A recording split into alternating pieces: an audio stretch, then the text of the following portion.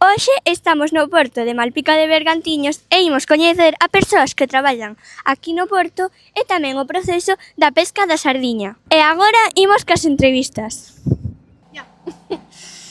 Hoxe vamos a facer unha entrevista a José Belita, que é o que está asando sardiñas todos os días.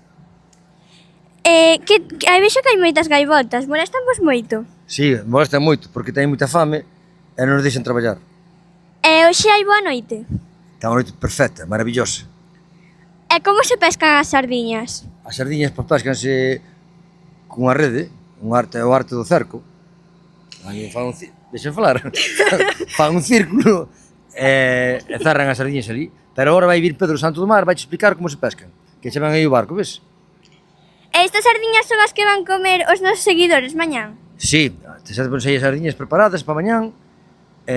Mañán facermos unha demostración de como as salamos e como as asamos. Bueno, pois mañán xa estamos de martes a viernes de 8 a 10 da noite e esperámosvos para comer as mellores sardiñas do mundo. Consolan, mira, no bar Leño e má no bar de Tano. Eso. Vale. Vamos a hacer outra entrevista a Pedro.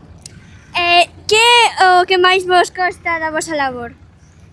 Ir ao mar todos os días. O que máis nos costa é o mal tempo, sobre todo, luchar contra as cuotas, tamén.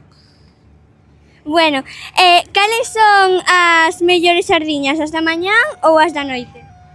Eu, para min, creo que son as da mañá, porque chegan máis frescas.